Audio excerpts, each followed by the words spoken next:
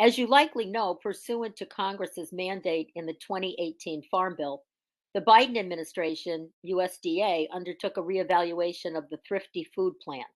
That's the food package that's the basis for regular SNAP benefit calculations. It's the first rigorous analysis and first meaningful adjustment to the value of the package in decades. This webinar is going to discuss SNAP basic adequacy of benefits in light of that change. And with us today are two of our colleagues from the Urban Institute. Elaine Waxman is a senior fellow in the Income and Benefits Policy Center at the Institute. And with her is her research assistant, Olivia Bill. Some of you may also know Elaine from her time as Vice President of Research and Nutrition at Feeding America. She holds an MPP and PhD from the University of Chicago, where she's a lecturer. Elaine, we are looking forward to hearing from you and Olivia about the research you've just completed and what tools are available for our participants to access those findings and see how things work in their counties.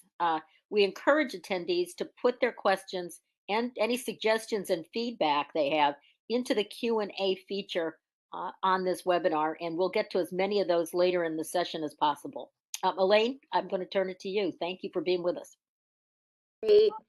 Thank you, Ellen, and thanks to all of you who've joined today. Really appreciate your interest and want to say how much we appreciate the work you do on the ground every day. Next slide. We're going to jump in and show you some resources that we have recently updated and put together that help us look at the maximum SNAP benefit value and what local geographic variation in food prices actually looks like. As most of you, I think, will know, the USDA does not update or does not adjust the SNAP benefits for geographic variation in food prices, except for Alaska and Hawaii. And that's a considerable challenge because there is quite a bit of variation and therefore the value of that benefit, depending on where you live. So we have a new brief out. We show the link here. And what we've done is particularly zero in on understanding where the gaps continue to be even after the improvement to the Thrifty Food Plan and how that lines up on the rural-urban continuum. And we'll explain what that is in a minute. You can also check out the interactive map tool, which we first started in 2018, but just recently updated for the new policy change. And that is linked here as well. Next slide. So why is this important? Why are we here today? As I think most of you know, SNAP has been really a first line of defense for food insecurity, especially during these challenging times, serving more than 42 million people around the country.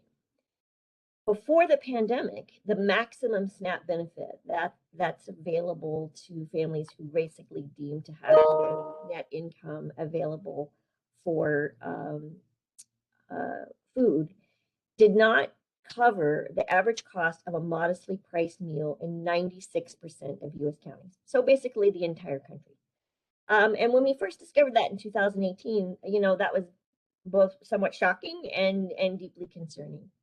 So obviously, all of us who are really interested in the role that SNAP plays in buffering families from food insecurity were very heartened to see the temporary increase that took place for the first 9 months, basically, of 2021. And that increased that benefit by 15%. That made an important difference in many localities. But this new change, which is a permanent change, at least until it's reviewed again in 5 years, increased the Thrifty Food Plan maximum by 21%.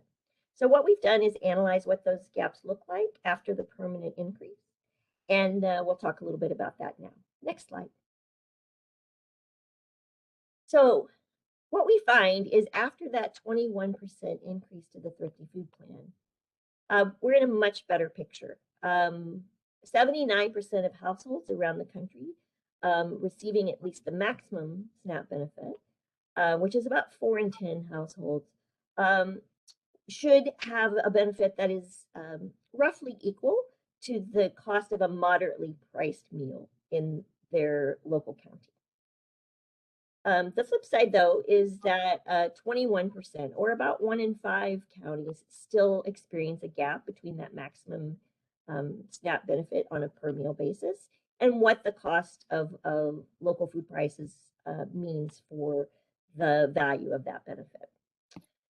We always think about high food prices in urban areas, and that's not wrong. It's definitely an issue. But what's interesting is when you look across the entire rural-urban continuum, you definitely see places that you might not suspect are experiencing higher food prices. Those of you who may have joined from rural areas, that's not news to you. But for many people, and particularly I think policymakers, they're not aware of that. So in these areas where we still have a gap, it's still about 23 cents per meal in urban areas and about 27 cents, a little bit more in the rural areas. Next slide. Great. So this is going to show you what the map looks like. It might be a little bit tiny on your screen, but you can explore it yourself. You'll see on the bottom there's a continuum bar, and it presents all 9 rural-urban continuum codes that USDA uses. And these codes are defined on the map page and basically take us from extremely urban areas of 1 million residents or more to the most rural and sparsely populated, which is the continuum code 9. So you can actually filter by those code categories and see which areas qualify in each of those groups. Here we're looking at RUCC 1, so that's the largest metro areas. We can see that the average meal cost, and this is 2020 food prices from the Nielsen IQ company, is still $3.24, which is about 36% more than the maximum SNAP benefit, which, as we said, across the lower 48 is the same, no matter where you live. Next slide. And here you're looking at the other extreme, the RUCC group 9. These are the most rural areas in terms of population, not only smaller population, but their proximity or lack of proximity to metro areas. And you can see here that when we look at them as an average, the modestly priced meal is about $2.96, but it's 24% more than the SNAP benefit for that particular grouping. Next slide. So here's a chart that you can look at a little bit later, but I just wanted to call attention to data that you can find in the brief. So it shows you before the 21% Thrifty Food Plan increase by these rural urban categories, what was the average gap between the maximum benefit and local food prices? And so you see the average gap, but you can also see the range, which can be quite wide. So that's important to pay attention to because averages can hide, those extremes on either end. Okay, I'm going to turn it over now to my colleague Olivia, who's worked extensively with the map data, and she's going to show you a few examples that are specific to particular counties, just to bring it a little bit more real for you. And then we invite you to look at the map and dig into your own local information or in areas that you may be looking at to do outreach. Olivia? Thanks, Elaine. Next slide. So before I get into those examples, we just wanted to acknowledge something, which is while there's a range of inadequacies and SNAP benefits across the rural-urban continuum, we want to make sure that we're acknowledging the fact that urban cost gaps affect many more households, largely due to the fact that more people live in any given urban county than in any given rural county. And because of this, policymakers tend to give more attention to urban geographies. However, our analyses suggest that policymakers should also give due attention to the range of rural experiences, given that many counties in rural areas also deal with high food prices. Next slide. So first, I'm going to look at Leilani, county in Michigan, which has a root code of 9. And so as Elaine kind of just described, this means that this county is considered completely rural or as an urban population of less than 2,500 people, and it's also not adjacent to a metro area. And despite this county being on the furthest end of the rural side of the spectrum, the cost of a modestly priced meal is 159% greater than the maximum SNAP benefit, and is also the largest percent difference of all counties in the US, even with the 21% permanent increase. And so, yes, we just wanted to call attention specifically to this county, given that it does have the largest difference and is also one of the more rural places. Next slide. So this is Summit County, Colorado, which is home to Breckenridge, which is a popular ski resort town. Just to give some context, and it has RIC code 5. And so this county has an urban population of at least 20,000 people. And it is also not adjacent to a metro area to qualify as RUCC code 5. But despite its relative rurality, the average cost of a modestly priced meal is still 38% higher than maximum SNAP benefits with the permanent increase. Next slide. And finally, New York County, New York, which is, to clarify, solely made up of the Manhattan boroughs. And unsurprisingly, it's RUCC 1, which means that it has a metropolitan area of at least 1 million people.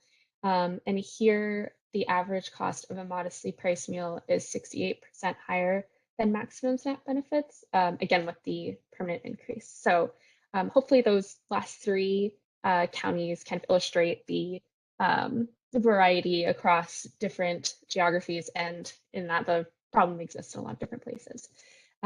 So now I'll pass it back to Elaine to talk a bit about the implications.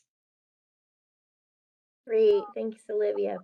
So one thing I want to mention, and this is more of an anecdotal observation than one from rigorous research, and that is that we've noticed that some of these high-cost rural areas may sometimes be associated with a tourist area. That's true for Leelanau, Michigan, which is up by Traverse City and the Upper Peninsula. It's true in Colorado, another high-cost areas in the Teton area in Wyoming. So places that you wouldn't normally associate with higher costs, but that may be part of what's driving that cost environment in terms of local food prices. Next slide. So we want to give you time for any questions you may have, and also Ellen has some reflections on what this may mean in terms of the work in the field. But I just wanted to sort of summarize what we thought are really the implications of this research. So, first of all, SNAP adequacy is a really important policy priority for a lot of reasons. We know that SNAP reduces food insecurity, it improves the long-term health of children. It's really important for augmenting purchasing power of many families and meeting basic needs. We've benefited from a lot of great research over the last few years in terms of understanding why SNAP is such a powerful tool. So we want to maximize the value of that tool. And while we're thrilled with the improvements that the recent changes to the Thrifty Food Plan bring us, we have to keep in mind that about 1 in 5 US counties is still experiencing a gap in that maximum benefit. And, as we've been talking about, this is an issue that covers a lot of different parts of the country. And it also covers a lot of different communities in terms of density of population and location. So I think continue to be a subject of conversation when we're thinking about how to strengthen SNAP as a tool. All right, Ellen, I'm going to hand it back to you. Yeah, no, thanks so much, both Elaine and Olivia, for that. And we're starting to get some questions in the Q&A that have to do with how, future research, but also, whether you've looked at certain aspects. And part of that is coming, I think, because our community is recognizing that when the emergency allotments that were authorized under the Families First Act in March of 2020, when those expire at the end of the COVID emergency, 60% of the caseload will go back to benefits that are calculated on traditional benefit calculations. They will no longer be at the maximum benefit level. And we know that on average, uh, the benefit will decline for those households by $82, but that in some of the households that qualify normally for the lowest amount, it will be quite a pronounced hunger cliff. People who only qualify for the minimum benefit will go from $250, which is what they're getting monthly now, given if they're in a state that still has the emergency allotments, they will go down to $20. So again, your report is a really important reminder about how far maximum benefits go, and I would underline that word maximum. But when the COVID emergency allotments end, and they've ended in some states, but 40 states, the District of Columbia, and the territories have been continuing them. But when they do end, it will be a very significant hunger cliff.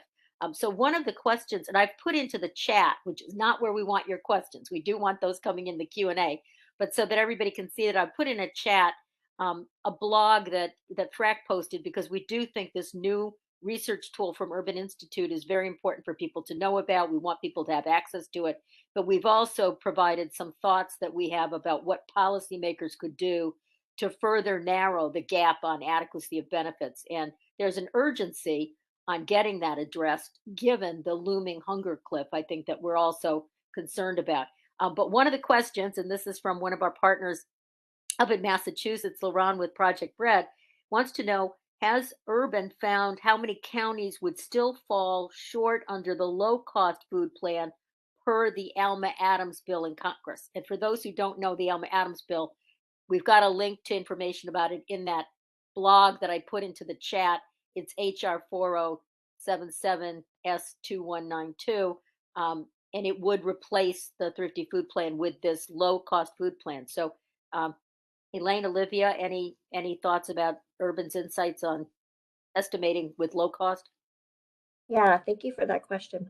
So one of the reasons we were eager to come and meet with you all is to understand what other information might be useful for the conversation. We have looked a little bit informally at the low-cost food plan, particularly before the change to the Thrifty Food Plan was announced. But that is something that we could potentially add to either this map or create in some other venue if that would be helpful to people. So appreciate any input you have.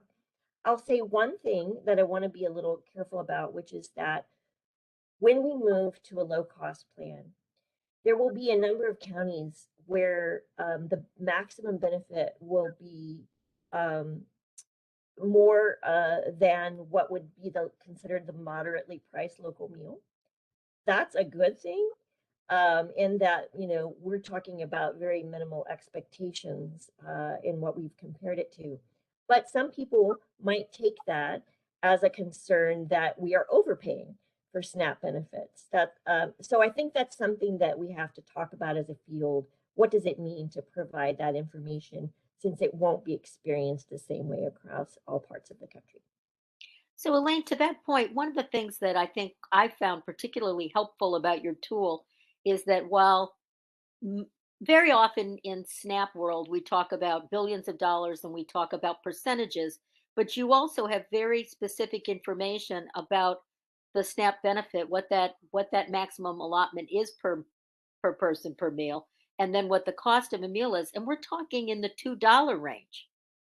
And I think that it's very accessible, not just because people can get on and use an interactive tool and they can get on the internet, but I think it's information that a lot of us can process. We can think in terms like that. It's much more meaningful than the billions. And so while it's true that in some places low cost might sound a bit more, probably when we put it in those dollar terms, it's much more understandable. We did get a question about transportation, and I know, of course, at Urban, you look at so many different issues. You're not just in the food space, you're looking at all kinds of things. Have you, within this nutritional assessment and in terms of counties, taken a look at transportation costs to get to and from a grocery store? So we haven't looked at it in this tool, but it's an excellent question. Particularly, I think right now where people are feeling a lot of pressure on food prices as well as other prices, right? Because we know food insecure households trade off between those basic needs. And so even getting to the grocery store is not just about the cost of the food you buy when you get there, but how you get there, how you get back. Um, One of the things that we have done in the past is use the American Community Survey to look at the percentage of household budgets that are being spent on transportation. Sometimes that's very revealing, particularly for rural areas where people may be a lot more dependent on car-based transportation. So the other thing I'll say is that the food prices sometimes reflect the cost of transport of goods. And that's part of what I think we're seeing when we know that rural food prices may be higher than we would expect because it costs more to get them out there. So it's a little bit embedded in that way, but that is definitely another thing that we could all spend more time on in a systematic analysis.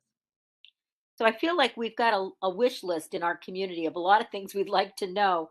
And really, one top of mind for us is what what uh, research might be contemplated with both the fact that the emergency allotments have been making an impact during COVID 19, but what happens when they end? And of course, at Urban, you've done some very meaningful surveys of the public during this COVID to see when and how food hardship worsened before benefit improvements kicked in. Then improve food security, improve when some payments, stimulus payments, or pandemic EBT or extra SNAP kicked in, and so forth. We're worried at in our community not only with the demise of the emergency allotments, but the fact that the child tax credit payments will end after December, and those have been very meaningful. We have a link in our blog to research from Propel, which surveys 5 million SNAP customers every month, and they've reported that very few of them are getting unemployment comp. Child tax credit has been extremely helpful to them and has really done a lot on the food security side, but it's temporary. Very few of them have a lot of resources on hand, and over half of those polled among the SNAP households said that they had less than $25 cash on hand, basically enough to get through maybe 1 or 2 days, and that's it. So we know that as other things also are not going to be in place for them, that the kind of cliff that's ahead could be really terrible. And I'm just wondering what research you might do either on the SNAP emergency allotments and or other things that may be also going away in a similar time frame. Yeah, thank you for flagging that. I think that we're probably underestimating the impact of those changes that you mentioned, particularly the expiration of the emergency allotments, because we didn't see the kind of spike in food insecurity during the past year that we would have otherwise expected. And we know that's because there was a variety of assistance available. So not just the boost in SNAP benefits, but also stimulus checks and enhanced unemployment for people who qualified for that. And as you noted, for these 6 months, the monthly child tax credit. All of those things were very meaningful in terms of buffering hardship. And our friends at in our shop at Urban who do microstimulation have done a lot of estimating about what the impact of those things were during this period. One of the things we're thinking about is using those same tools to demonstrate the reduction in anti-poverty impact we saw by changing what's happening with the emergency allotments. So if that kind of information would be helpful, please let us know. I think that the other thing that we need to help folks understand, and you all know this so well on the ground, is that the recovery is not being experienced the same by everyone, right? So we also have significant racial equity issues in terms of, who's going back to work, ongoing issues with differential unemployment rates for Black and Brown communities. So all of that, I think, has to come into this narrative to remind people that the Thrifty Food Plan change was so important, but it was just one small step in all of the things that have been helpful to people. No, thanks for that, Elaine. And we have just a little bit of time left. You have a lot of different products available on the Urban Institute website.